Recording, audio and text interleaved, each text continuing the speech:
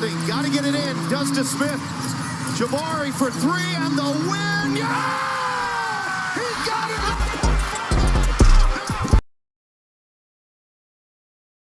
We are here to fuel your Rocks News. This is Rocks Field Podcast. Of course, I'm your host, LaShar Binkley. I'm a credentialed reporter covering the Houston Rockets and Rio Grande Valley Vipers. Of course, you can always find my written work over at Rockets on their side, which is part of Sports Illustrated.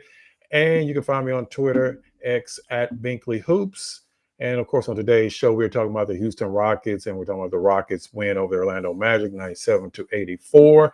The Rockets are now 40-25 on the season. They've won their first two games of this very important 6-game homestand, because as we see, the teams around the Rockets continue to win. So the Rockets definitely need to make up some ground in this homestand. It'll be their longest homestand of the entire season after having a really crazy schedule beforehand with several back-to-backs. So the Rockets were able to come away with the win.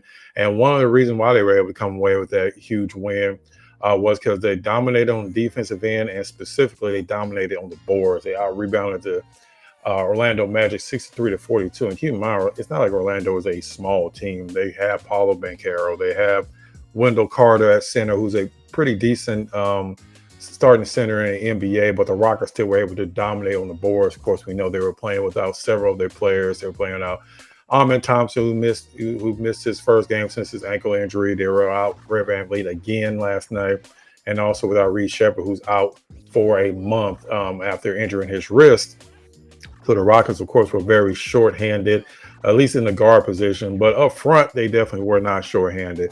And that's kind of the topic of today's show. I want to talk about the double big lineup, which has become one of the Rockets' biggest weapons so far. And it really started back on February 8th. Let's actually go back before that. Beginning of the season, Coach Udoka was asked about the double big lineup. And he said that he wasn't sure how much they were going to implement it. They were looking into it, but they had some concerns on the defensive end. So he wasn't sure how much they were going to use it. And up until that game against the Dallas Mavericks, they may have used it maybe once or twice, and it was only for like a minute or two. They really hadn't used it. But then they went up to Dallas. Anthony Davis, it was his first game since being traded for Luka. He was dominating the Rockets in the first half. The Rockets could not stop him, because they employed Anthony Davis at power forward. They had Daniel Gafford at center, and the Rockets were just getting dominated on both ends of the court. And that's when MA went to the double big lineup in the third quarter. That's when the Rockets made their run, even though they eventually did lose the game. It definitely showed that the potential of that lineup. And ever since then, the Rockets have started to use it more and more. And last night, what you want to see when they put out that double big lineup it reached its full potential last night in the win over the Orlando Magic. Orlando Magic are not a great shooting team to begin with, but to see the Rockets dominate them on the boards last night, definitely a lot of that was because of that double big lineup. They went to it in the first quarter, bringing in Steven Adams, and they do variations of that double big lineup. They'll have sometimes they'll have Steven Adams and Jeff Green. Sometimes they'll have Jeff Green and Alperen Sengun. Sometimes they even go with Jabari Smith, the small forward, with Steven Adams and Alperen Sengun. We're going to talk a little bit about that later. But the numbers don't lie. Ever since they went to this double big lineup, they were already a really good rebounding team beforehand, before they started going to this. But since then, they've been even better. They are averaging over 50 rebounds a game since they really started implementing that double big lineup. And again, they don't do it the entire game, but when they do it, you can definitely tell the difference on the boards. And one thing that a lot of people may not pay much attention to, but the Rockets were a middle-of-the-road defensive rebounding team before February 8th. That was the day they played the Dallas Mavericks and started using the double big lineup. Since then, they've actually moved up to top 5 in defensive rebounding. And again, they were already the number 1 offensive rebounding team in the league, and now they've increased their offensive rebounds as well. And of course, I want to start with Steven Adams, who had a huge game last night. He had probably his best game since becoming a Houston Rocket last season. Of course, he didn't play any games last year. He had a season high 17 rebounds. He was just dominating the boards. He had 11 offensive rebounds. And last night after the game, he was asked about, his rebound and what kind of goes into it. And this is what he had to say. Yeah, I mean, I crash every time. Some games they fall my way, some games they don't. The main thing is just crashing to put pressure on their defense, so they're worried about the offensive rebound anyway. So like say tonight, what happened was I was crashing all the time, but they didn't actually have rotational box outs. So I get to whatever, they'll bounce my play and stuff like this. So some of the other teams, they do have a rotational box out. So maybe I don't get it, but others come in. You know what I mean? But yeah, I mean, I just do the same stuff tonight. I prefer not to get offensive rebounds because it means I'm missing fucking shots. I prefer them to bloody. So, of course, you see there, and that's kind of how Steven Adams always been. He never really likes to talk too much about himself. He likes to give his teammates all the credit. And you saw there, he was saying that it's not really about him getting rebounds. It's about his teammates. And when he's on the court with Alperen Sengun and he's crashing the boards, there's no way they're going to have just one guy trying to box out Steven Adams. It's usually 2 or 3 guys trying to box him out at once. And Alperen Sengun is already a really good rebounder. And it just makes it just so much easier on him having another big guy on the court, because when you have another big guy on the court, it not only benefits him on the offensive end, but of course it benefits him on the defensive end as well, because now they have 2 dominant rebounds on the court. But on the offensive end, when you have Steven Adams crashing the boards and 2 or 3 guys trying to hold him off, even if he doesn't get the rebound, guess who has an easy path to the boards, or has a small guard or a shooting guard trying to keep him off the boards, and that's Alperen Sengun.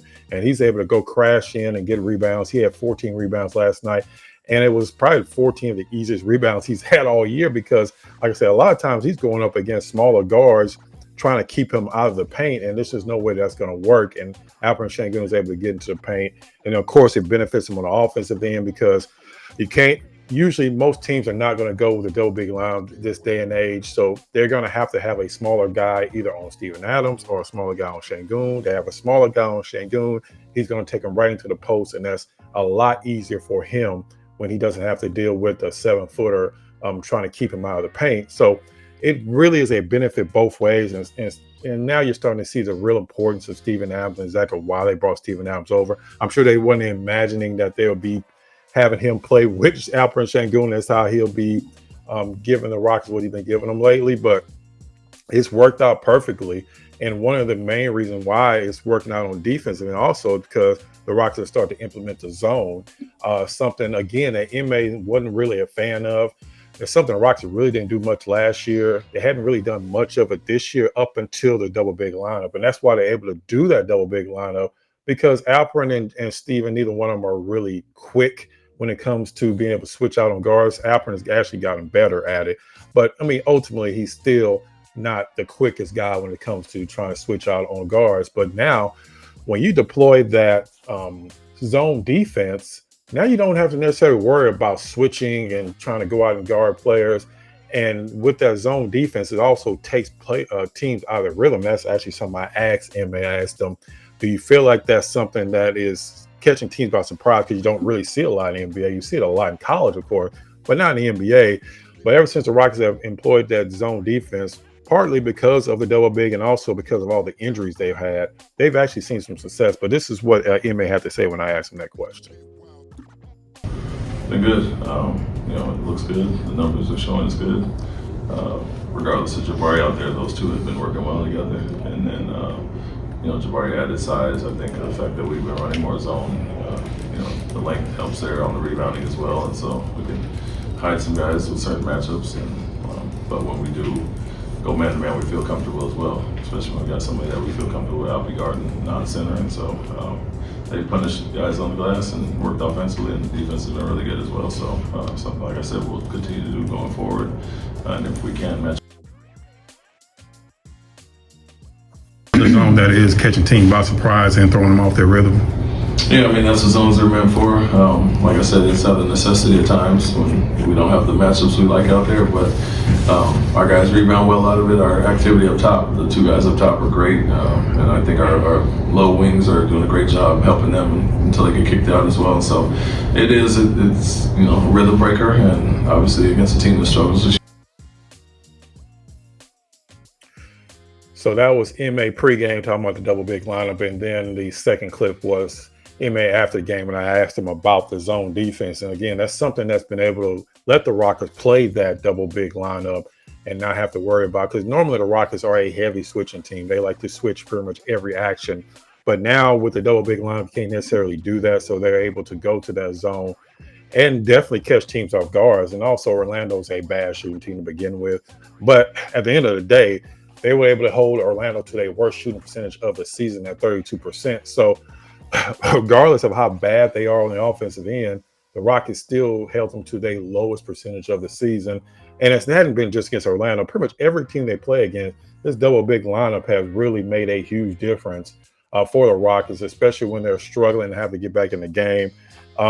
Having Alperen, Sengun, and Steven Adams on the court really causes problem for the other team. And also, like I mentioned earlier, they are doing a variation of the double big lineup to where it's almost like a triple big lineup where they put Jabari Smith at small forward. They did that again last night. So I wanted to ask Jabari, because Jabari had a team high 20 points last night, and he had a really good second half. And I wanted to ask him, how much of a benefit is it for him being able to play as a small forward in this double big line? Because guess what? He's playing against a lot of smaller guys, and he's able to already shoot over bigger guys. But now he's playing against guys that are probably 3 or 4 inches smaller than him. And I asked him if that's a benefit to him when he is out on the court with Sengun and Steven Adams. Or does it make it easier for you knowing that you're going to have some type of mismatch on the offensive end? It makes it easy on everybody, because if you miss, you just like 8 times out of 10 you're going to get the rebound. You know what I'm saying? So it just makes it easier just because you got those 2 people in there, and I love crashing. So if I got a small person on me, he probably can't box me out. So it's just hard for teams. You know what I'm saying? And, yeah, it helps me a lot. I like playing 3. I don't got to do a lot of dirty work. As you see there, it's a trickle-down effect. You bring in Alperen and Steven, they take a lot of the pressure off of players like Jabari, who doesn't have to necessarily worry about going out there and getting 10, 12, 14 rebounds a game. He can actually focus on his offense, and that's what he did in that second half. And again, when he's going to the boards, now he's going against, same thing when I was talking about with Sengun, he's going up against a lot smaller guys. He's able to get to the boards. He doesn't have to focus as much, because that's Steven Adams' primary job, is to do a lot of the dirty work. So now guess what? Just like Jabari said, he doesn't have to worry about doing all the dirty work. So it's really a trickle-down effect, and it also just helps MA give some different options if he wants to go with, let's say, Dylan at the shooting guard and move Jabari to small forward, or Tari at the shooting guard and have Jabari at the small forward along with the double bigs. It kind of opens up a lot of different avenues, and also it's out of necessity just because you're playing without Alperen Thompson, who is fast becoming one of the Rockets' best players on the team, and also one of the Rockets' best rebounders. So now you don't have him as well.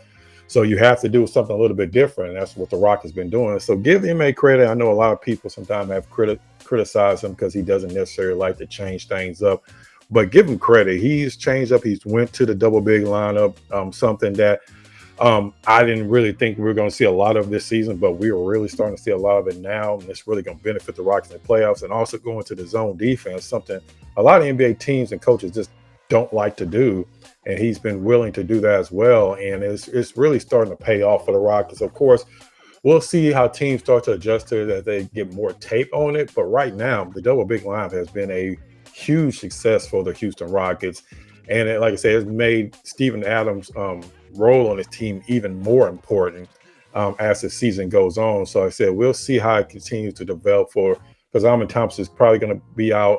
We heard before the game that he's going to be reevaluated in a week. That doesn't mean he's going to be back in a week. But the fact they're going to reevaluate him in a week and not 2 weeks, that's a good sign. And actually, after the game, I saw him walking. He did still have the boot on, but he wasn't on crutches, and he only had like a slight limp. So, again, I'm not a doctor. That doesn't necessarily mean that he's going to be back faster than they said he would. But the good thing is he's not on the crutches anymore. He seems to be walking, pretty good considering that he just had a major ankle injury. So if they go by the timeline that the Rockets put out with a grade 1, is usually 1 to 2 weeks. If we go by that timeline, he'll probably miss 7 or 8 games, be back at the end of March, which will give him enough time to be back for the playoffs. But we'll see how all that works out. We'll find out possibly today, more than likely tomorrow, if Fred will be back. Let's put it like this. If Fred is questionable going into tomorrow, he's probably not going to play because the Rockets are going to be extremely cautious with him.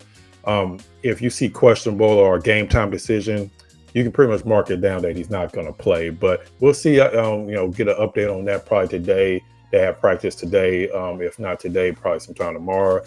So we'll definitely keep an eye on that. But again, I appreciate the support. Let me know down in the comments, what do you think of the Rockets' big lineup? How much are you surprised that it's working the way it's worked so far? And do you think it's going to continue to work throughout the rest of the regular season and into the playoffs? Let me know down in the comments. Again, if you're not subscribed to the show, please hit that subscribe button, hit the like button. That helps us with the algorithm as usual. And as always, I appreciate support. Make sure you check out the next episode of Rockets Field Podcast.